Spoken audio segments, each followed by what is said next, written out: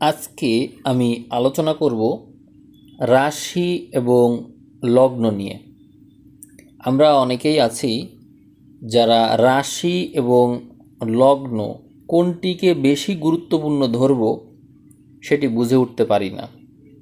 সেক্ষেত্রে রাশিফল শোনার সময় আমরা যেরকম প্রবলেমে পড়ি, আবার আমরা যখন গোচরকে দেখি তখনও আমাদের এই গ্রহফল এটি হিসাব করতে প্রবলেম হয়ে যায়। তা আজকে সেই বিষয়টা আমি আমার যে অভিজ্ঞতা আছে সেইটা দিয়ে ক্লিয়ার করার চেষ্টা করছি। দেখুন, আমরা সবার আগে যে বিষয়টাকে প্রাধান্য দিই সেটি হচ্ছে লগ্ন, কারণ লগ্ন অতি সূক্ষ্ম বিষয়। সেক্ষেত্রে আপনাকে প্রাথমিকভাবে লগ্নকেই গুরুত্ব দিতে হবে, কিন্তু সেক্ষেত্রে মনে রাখবেন লগ্ন, রবি রাশি, চন্দ্র রাশি এই তিনটাকে আপনি আগে আইডেন্টিফাই করবেন। আপনার লগ্ন কোথায়, আপনার রাশি কোথায়। রাশি বলতে দুটো রাশি, একটা চন্দ্র রাশি, একটা রবি রাশি। কে কোথায় আছে এটা একটু দেখে নেবেন। নেওয়ার পরে প্রথমেই আপনার কাজ আপনার জন্মছককে দেখা, অর্থাৎ জন্ম সময়ে আপনার জন্মছক এমন কিছু কি নির্দেশ করে যেখানে আপনার লগ্নেই কোনো গ্রহ বসে আছে, বা লগ্নে কোনো কনফ্লিক্ট তৈরি হয়েছে, বা মেজর কোনো প্ল্যানেট লগ্নে আছে। যদি এমন হয়ে থাকে তাহলে লগ্ন অবশ্যই প্রাধান্য পাবে। যদি আপনার যে রাশি চন্দ্র, এই রাশির উপরে কোনো গ্রহ থাকে, অর্থাৎ দেখা যাচ্ছে চন্দ্রের সাথে কোনো গ্রহ যুক্ত আছে বা একাধিক গ্রহ যুক্ত আছে, সেই ক্ষেত্রে রাশির প্রাধান্য বাড়ল। তদ্রূপ রবিকে খেয়াল করতে হবে, রবি কোথায় আছে। এই রবি যদি অন্য কোনো গ্রহযুক্ত থাকে, বিশেষত বুধ, অন্য কোনো গ্রহ বলতে আমি বুধকেই বোঝাবো, যদি থাকে তাহলে রবিও শক্তিশালী। এবার রবির বিষয়টাই খেয়াল রাখতে হবে যে রবি যেখানে থাকবে, রবির বিপরীতে যদি কোনো গ্রহ থাকে, আবারও মনোযোগ দিয়ে শুনবেন, রবি যেখানে থাকে রবির বিপরীতে যদি কোনো গ্রহ থাকে তাহলে রবির অক্ষকে অবশ্যই আপনাকে বিবেচনায় নিতে হবে, অর্থাৎ রবি রাশি এইটার রাশিফল আপনার শোনার প্রয়োজন পড়বে, কারণ এই অক্ষটা অনেক শক্তিশালী হয়ে গেল তখন।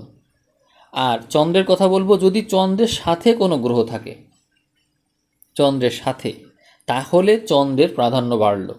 সেক্ষেত্রে আপনারা রবির ক্ষেত্রে রবির বিপরীতের গ্রহের সংখ্যার উপর গুরুত্ব দিবেন, রবির সাথে শুধুমাত্র বুধকে কাউন্ট করবেন, আর কোনো গ্রহকে ধরার দরকার নেই।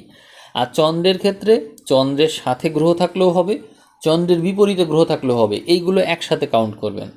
আর লগ্নের ক্ষেত্রে লগ্নে যদি কোনো গ্রহ থাকে, এমনকি লগ্নের বিপরীত ঘরে যদি কোনো গ্রহ থাকে, তাহলেও সেটিকে গুরুত্ব দিবেন। তাহলে এবার আপনি হিসাব করে দেখুন যে লগ্ন এবং তার বিপরীত ঘর মিলে কয়টি গ্রহ, চন্দ্র যেখানে আছে সেখানে কোনো গ্রহ আছে কিনা, বা তার বিপরীত ঘরে কোনো গ্রহ আছে কিনা, সেটি মিলে একটা একটা হিসাব হবে।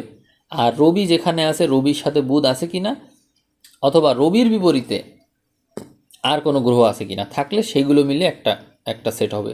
তো এইবার সব মিলিয়ে তিনটা সেট যে হলো, তার মধ্যে পার্থক্য করে দেখুন তো কার বল বেশি হলো। এটি হচ্ছে বিষয় যে জন্ম ছকে কার বলবত্তা সবচেয়ে বেশি, তার রাশিফলটা আপনি আগে শুনবেন। দ্বিতীয় র্যাঙ্কিংয়ে যে থাকবে তার রাশিফল শুনবেন, আর থার্ড যে র্যাঙ্কিংয়ে থাকবে তার রাশিফল শুনবেন।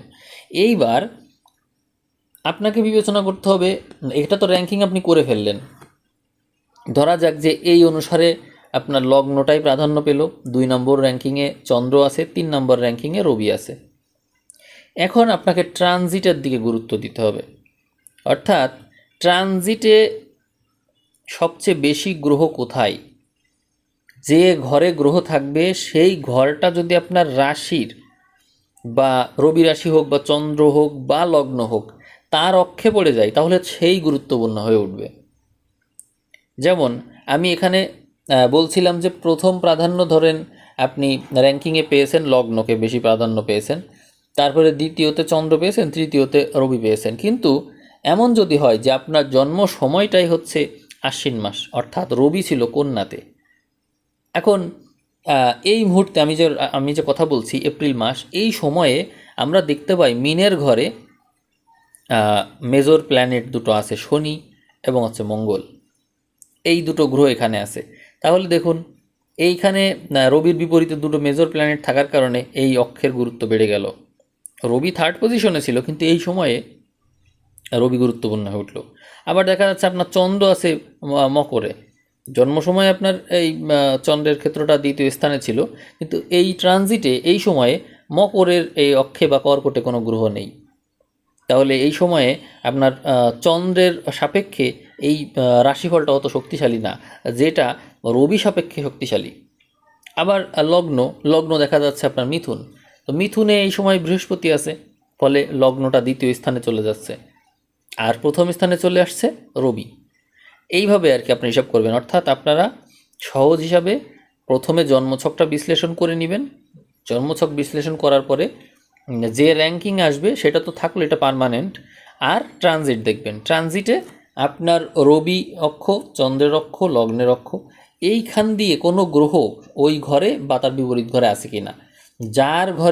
যার অক্ষে বেশি গ্রহ থাকবে সেই হবে 1 নাম্বার আপনার এই রাশিফল লগ্নফল শোনার ক্ষেত্রে। আর যে কম থাকবে, অক্ষে কম গ্রহ নিয়ে থাকবে বা গ্রহ নেই একেবারে ক্লিয়ার, সেক্ষেত্রে সে কম গুরুত্ব পাবে। আপনি যদি এইটা মেনটেন করেন তাহলে আপনার রাশিফল এবং লগ্নফল শোনার ক্ষেত্রে অনেক হেল্প পাবেন আপনি। এমন হতে পারে যে আপনি সবসময় দেখা যাচ্ছে মকর লগ্নের মানুষ, মকরেরটাই শুনছেন, কিন্তু আপনার যে রবি কোথায় আছে, এই যে ধরুন রবি, আমি যে বলছিলাম যে রবি হচ্ছে কন্যাতে আছে, তাহলে আপনার মকর সাপেক্ষে লগ্নফল ভালো হতে পারে, বা হচ্ছে ধনু সাপেক্ষে লগ্নফল ভালো হতে পারে। ধরুন আপনার রাশি হচ্ছে ধনু, কিন্তু আপনার চন্দ্র এই রবি হচ্ছে কন্যাতে, তাহলে ধনু সাপেক্ষে রাশিফল ভালো বা মিথুন সাপেক্ষে রাশিফল ভালো, কিন্তু এই যে রবি কন্যাতে আছে এর জন্য কিন্তু সময় ভালো যাচ্ছে না। তখন আপনি বলেন যে ওই আমার সাথে তো মেলে না, সব ভুল হয়, মেলে না এই কারণে। আশা করি আপনারা লগ্নফল এবং রাশিফল এর পার্থক্যটা বুঝতে পেরেছেন। তবে মনে রাখবেন আপনার রাশি কিন্তু একটা না, অনেকেই পাশ্চাত্য মতে শুধু রবির বিষয়টা কাউন্ট করে। আপনারা ChatGPT বা হচ্ছে অনলাইনে সার্চ দেন যে আমার জন্ম তারিখ এইটা থেকে এইটা, তাহলে আমার রাশি কী, সেই ক্ষেত্রে তারা হচ্ছে এই রবি সাপেক্ষে আপনার রাশিটা বলে, তা আপনারা ওইটাই রাশি মনে করেন, কিন্তু আসলে তো আপনার রাশি ওইটা না। আপনার রাশি হচ্ছে চন্দ্র সাপেক্ষে হিসাব করতে হবে। হ্যাঁ, রবিটাও প্রাধান্য আছে, কিন্তু চন্দ্রের প্রাধান্য তার আগে, আর তার আগে প্রাধান্য লগ্নের।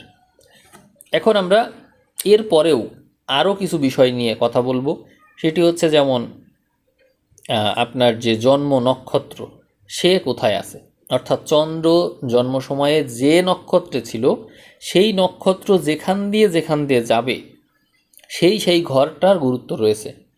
ধরা যাক আপনার মকর লগ্ন, তাহলে মকর লগ্ন হলে রাশির অধিপতি শনি, সে কোথায় আছে এইটা একবার দেখবেন। আবার দেখা যাচ্ছে আপনার যদি বৃশ্চিক হয় লগ্ন বা হচ্ছে রাশি বৃশ্চিক, তাহলে বৃশ্চিকের অধিপতি কি, মকর লগ্ন হলে তার অধিপতি তো হচ্ছে শনি, কিন্তু বৃশ্চিক যদি আপনার রাশি হয় তাহলে রাশির হচ্ছে অধিপতি মঙ্গল, কিন্তু নক্ষত্র অধিপতিকে দেখা যাচ্ছে আপনার অনুরাধা নক্ষত্রে জন্ম, তাহলে নক্ষত্র অধিপতি হলো শনি। এবার শনি কোথা দিয়ে যাচ্ছে, শনি যেখান দিয়ে যাবে তার সাথে যে সমস্ত গ্রহের দেখা হবে সেইভাবেই কিন্তু আপনার জীবন পদ্ধতিতে আসবে, পরিবর্তন আসবে এবং প্রভাব বিস্তার করবে আপনার জীবনে। এইভাবে আর কি হিসাবটা করতে হয়। আপনার যে মূল গ্রহ সে যেখান দিয়ে যাবে সেই বিষয়টা অবশ্যই মাথায় রেখে এগোতে হবে। যেমন তুলা বা বৃষ, এদের অধিপতি হচ্ছে রাশির অধিপতি বা লগ্নের অধিপতি শুক্র। এ কোথাতে যাচ্ছে, এই সময়ে এই এপ্রিল মাসে দেখা যায় যে শুক্র ভালো অবস্থানে আছে, অর্থাৎ বৃষতে আছে, তার মানে শুক্রের জাতক জাতিকা যারা শুক্র প্রধান, রাশির অধিপতি শুক্র, অর্থাৎ তাদের সময়টা ভালো। এবার তাদের নক্ষত্র অধিপতি যদি রবি হয়, কৃত্তিকা নক্ষত্র বৃষ রাশি, তাহলে নক্ষত্র অধিপতি রবি কোথায় আছে, রবি তো মেষে আছে, পজিশনে আছে, কিন্তু তার আগে অর্থাৎ এপ্রিল মাসেই প্রথম দিকেই দেখা যায় যে রবি এবং শনি একত্রে ছিল, শত্রু গ্রহের সাথে ছিল। তার মানে বলা যায় যে আপনি কঠিন পরিস্থিতির ভিতর দিয়ে যাচ্ছেন, আপনার অন্যান্য ফল ভালো হতে পারে, কিন্তু আপনার যে মূল গ্রহ নক্ষত্র অধিপতি যে যার যার যার সাথে দেখা করতে করতে যাবে, আপনার জীবনটাও কিন্তু ওইরকম পথ দিয়ে যাবে, অর্থাৎ আপনার এটা জীবনের চলার পথ, হিসাবটা হবে হচ্ছে এরকম। এইভাবে আর কি হিসাবটা হয়। এছাড়াও আরেকটা জরুরি বিষয় রয়েছে, সেটি হলো আপনার যে জন্ম সংখ্যা, আপনি জন্ম তারিখে যে সংখ্যায় জন্মেছেন, এই যে 1 মানে রবি, 2 মানে চন্দ্র, 3 বৃহস্পতি, 4 রাহু, 5 বুধ, 6 শুক্র, 7 7 হচ্ছে কেতু, তারপরে 8 শনি, আর 9 মঙ্গল, এরপরে আবার ওই 10 মানে হচ্ছে আবার রবি চলে আসলো, তারপরে আবার চন্দ্র, এরকম করে চলতে থাকবে। এইভাবে আর কি প্রত্যেকটা তারিখকে আমরা বিশ্লেষণ করে থাকি।